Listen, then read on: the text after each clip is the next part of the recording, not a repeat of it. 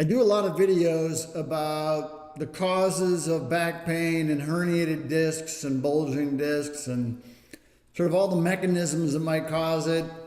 And I do some about the treatment, but what I wanted to do today is sort of combine them all, because lately I've had a couple of questions of people I know watch the videos that maybe are a little bit confused. So I want to tie it all together in one video. So this might take a little bit. I'll try to get through it.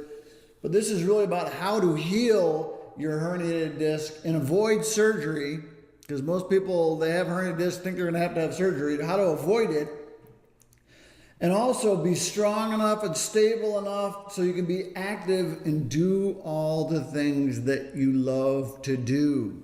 So this is really about what happens, how to fix it, and how you can do it at home. So this has come about as a result of 30 years of working on back pain and also suffering for 10 years.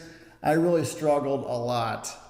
For 10 years, chronic back pain, chronically depressed, couldn't do anything, couldn't play golf. I didn't play golf for 10 years. And now I can play golf. I never had surgery. I don't take any medicine. I've had it all, herniated disc, bulging disc. You've sort of seen all this, but it's been a progressive sort of process over the 30 years of learning a lot, doing a lot of scientific studies that have been published. We've been featured on several different TV shows, but this is really about 5 things that we discovered that are instrumental in helping you get rid of your herniated disc pain and being functionally stable so you can absolutely truly live the rest of your life without any back pain. So we've discovered 5 things along the way, doing all these different scientific studies. And number 1, what we discovered is that there are 5 steps. This is not necessarily the order we made these discoveries, but this is the order that's important for you to understand it, because this kind of came at the end. But there are 5 steps, and you have to do these 5 steps in the right order. And if you go through the 5 steps, as opposed to 1 step or 2 steps, if you do all 5 steps, then you can do all the things you want to do. You can dance, you can run, you can climb, you can walk, travel, work out, lift weights, sleep, play sports, tennis, golf, all the things you want to do. There's a sequence of events. There's 5 steps. Talk just real quick about the spine. 24 vertebrae between the head and the hips. In between each vertebrae there is a disc. The disc allows for motion. Disc is like a jelly donut, and through everyday life, and really a life now that we sit a lot, what happens is the disc load changes, forces the jelly out, which is the nucleus, and ultimately can start to cause some tearing of the annulus. Real common. Everybody gets it. It's not that big a deal, but what happens in the beginning is it hurts a lot and it kind of freaks you out, and you think you're going to have surgery. You don't need the surgery, okay? But what happens is the disc starts to push out. That's the herniation, okay? So number 1, we discovered there is a sequence. Number 2, what we discovered is that you have to go in the proper order. If you reverse some of the steps, you tend to cause more damage. And when you reverse the steps, what you end up doing is overloading the disc. I don't want to call it baby steps, but you have to do it step by step by step by step. And in the beginning, it's very simple. I always say you're 1 step away from getting your life back. This is it. It's step. And some of the treatment is really just taking little steps. Okay? So we know that there is an order. And if you go out of order, you're going to start to have some problems. This is the order. We're going to talk more about this at the end, because it's important that you understand what each portion of the order is. But the beginning one is healthy movement patterns, because we know that abnormal movement patterns, which is discovery number 3, tends to cause the discs to herniate. Movement patterns cause the discs to move. And what we've identified by doing upright MRIs, we did MRI standing up, and then we had you bend, and we looked at those discs, and we said, what are the discs doing with these movement patterns? And we identified that certain movement patterns cause the discs to get worse, but not everybody's the same. But this is when we discovered that discs get worse, okay? And that constant motion over a bad disc ultimately will cause the disc to get aggravated. And it's a lot like hitting your thumb with a hammer. We've talked about this a lot, okay?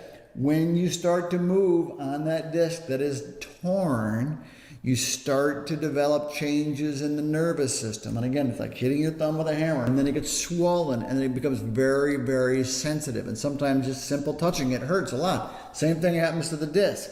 It's that constant motion on the tear that causes more inflammation, and then it hurts. This is the abnormal movement patterns. Move in the wrong position, you're going to aggravate it. A lot of therapies that you get put you in the wrong position. Just talked to somebody yesterday, was doing therapy, and they kept putting them in the wrong position. I'm not getting better. And what happens is when you do that therapy and they're giving you the wrong therapy and you're aggravating that disc, it gets to the point you say, you know, I can't take it anymore. I have to go get surgery. You didn't need the surgery. Matter of fact, the surgery is probably going to make you worse than you already are. You didn't need the surgery. They just put you in the wrong position, doing it in the wrong order. Okay? It's like having a tear. This is a tear, a cut. Cut on your hand, and you're moving your hand all the time. Okay? It's not going to heal. It's going to get aggravated. It's going to be very sore. It's going to hurt all the time. And ultimately what happens is you physically get changes inside the nervous system. You get an inflammatory process in the spinal cord. That process then becomes oversensitive. Phase one is the relief routine. It's healthy movement patterns to help taking the pressure off the disc and decrease the inflammatory process. Very, very important, okay? Here's the fourth thing that we learned. We learned that there are 3 types of movement patterns. So it's not one. And what happens is you go to therapy, they treat you all the same. Physical therapy, it's one size fits all. It's not one size fits all. We've discovered there are 3 movement patterns. And there are very specific exercises for each pattern. Again, it was the analysis, the MRIs. We did 5,000 MRIs. This is what we discovered. Okay, we only did this because of what happened to me. Otherwise, we wouldn't have done it. We would have done what everybody else does. Ours is different for that exact reason. And as we progressed down this path, we knew that some patients weren't getting better the way we expected them to, and that's when we started doing all the MRIs. And that's when we discovered that there are 3 patterns.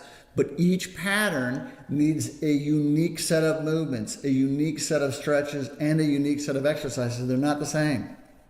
Absolutely not the same. And it has everything to do with how the disc is loaded, and posture, and muscle imbalance, and muscle patterns, okay? You put them through the 5 steps. 3 patterns, 5 steps, stretches, and exercises. The 5th important discovery is that you will start to develop changes in the nervous system causing altered reciprocal inhibition. Okay? Central sensitization is an inflammatory process in the nerves, and the nervous system starts to break down a little bit. It doesn't physically break down, but there's changes in the sensitivity of the nerves. They're oversensitive. That's one of them. Number 2 is where you get muscle imbalance. It's called glute amnesia. We talked about that. We did one the other day about the ankle sprains causes glute amnesia, but more importantly, sitting all day long causes glute amnesia. We have more back pain now than ever because of glute amnesia, because we sit all day long. And it starts to overload the disc. So you will start to develop changes, okay? Sometimes you get it one side, which is called unilateral, and sometimes you get it both sides. So sometimes it's just one glute. Sometimes it's both glutes. If you sit all day long, you tend to get it in both. But if you've ever had an ankle problem, ankle sprain, broken ankle, things like that, problem with your foot, or sort of modified your movement patterns, there was some guarding right there, sometimes you get it on one side. But that is also changes in the nervous system. Okay? A lot of what happens with the back, including with herniated discs, is you get changes in the nervous system. So it's really a software problem. Okay? The software is not working. It's not a hard problem. It's not a hard bone problem. Okay? You'd have a disc problem, but in the end, it's a software problem. So everything that we do is designed to stabilize these components. It's the software. You can fix the movement patterns and the strength, what ultimately leads to what's called lower cross syndrome. So here's a recap. There are 3 different movement patterns. Changes in the disc. Each one requires a certain set of movements, stretches, and exercises. And there are 5 steps. Okay, this is the key to solving back pain. If you don't do it in this right order, or if you're doing the wrong pattern and you're not doing the right movements, you're not doing it the right order, it doesn't go away. And people say, oh, back pain is so confusing. It's very confusing. It's not confusing. It really is not confusing. Okay? You get a lot of different treatments trying to solve a problem, but if you don't do this, it's not going to go away. Lasers, acupuncture, medicine, electrotherapy, passive therapy, surgery, injections. This is what you need right here. This solves everything. Okay, we've had patients that needed surgery that went through the program, didn't have surgery.